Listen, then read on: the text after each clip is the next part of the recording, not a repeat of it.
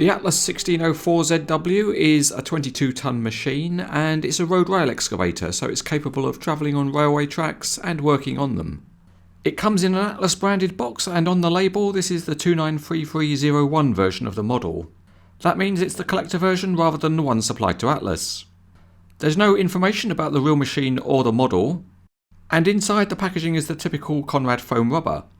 There are a couple of parts to the model. There's the machine itself and a bag of small parts that have to be fitted. And there seems to be an extra loose part on this review model. And there's also a short length of railway track.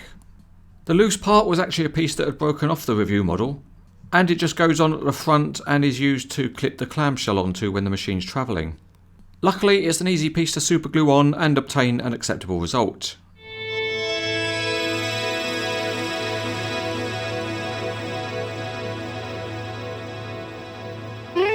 The only assembly to do on the model is to fit a couple of mirrors, one on each side.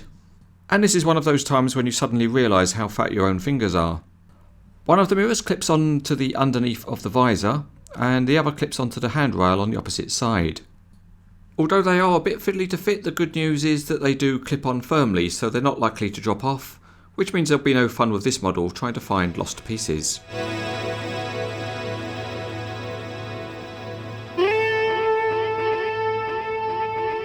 Starting with the rail track, it's quite a nice piece with metal rails and realistic clips onto the sleepers or ties. The underneath of the Atlas looks very good because the transmission's fully modelled and the rubber tyres look good. At each end of the machine, the outriggers and the rail bogies are mainly metal and are good looking parts. The inside of the cab has detailed controls, and as it's a road rail machine there's a seat for a passenger too. The curved shape of the body is modelled well, and it's good to see that there are detailed warning sign graphics. And another nice touch is the lights at the rear and the painted panel handles. There are more lights at the front, and the red handrails are made of metal and they're strong parts.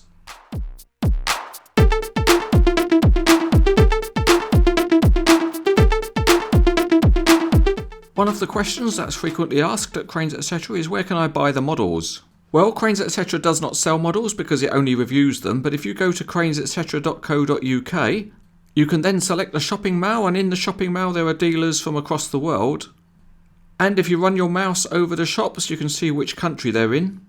And when you see one that you want to check out, just click on the shop and you'll go to that shop's website. On top of the body there are excellent hydraulic hoses running to the boom, there's detail within the casting, and there's a quaint little air horn. The boom and stick arrangement is very good with excellent hydraulics, nice graphics and rivets which are reasonably small. Two tools are supplied. One is a wide digging bucket and it's metal with reinforced edges. The other is a clamshell grab, and both parts can have hoses running to them. The clamshell grab is actually plastic, although the colour finish is so good you can't really tell.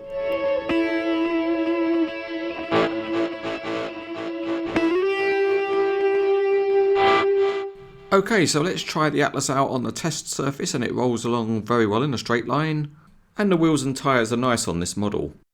The front axle steers, and it's a simple mechanism which works well, so you get a good range of movement, and the excavator turns convincingly in a curve. This is a wheeled excavator, so it has stabilisers which can be lowered, and they are very well engineered and implemented on this model. Because this type of machine can operate on rails, it means that the stabiliser pads have to be lowered well below wheel level. And on this model it works very well because there's also a degree of interlocking between the pads at each end of the beam. The pads are now down, so we'll give it a spin around and it rotates fine. It's smooth and solid without any rocking. Now let's move on to the digging end of things. There are 5 sets of working hydraulic rams which control the various movements of the boom and the stick.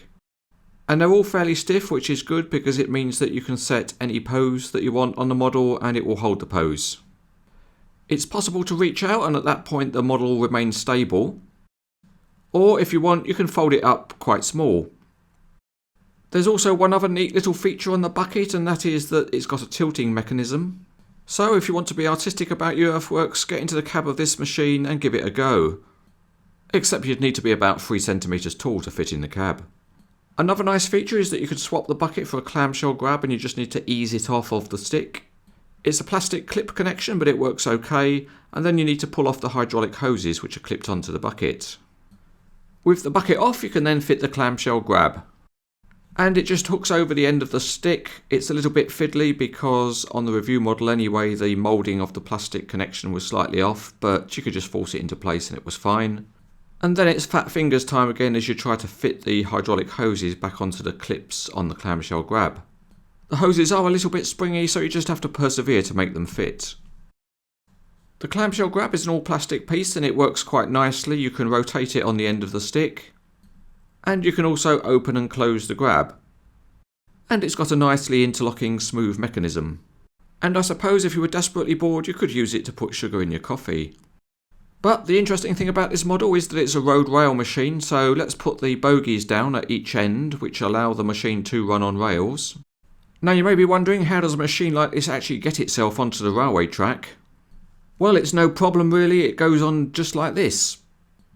Once it's on the track, the machine moves itself by using the rubber tyres on top of the railhead, and the model simulates that well. Another feature of the model is the removable tow bar, and that's because this machine, when it's working on the track, would often be towing a small railway trailer. There is a towing hitch at each end, but it's hard to clip the tow bar into it.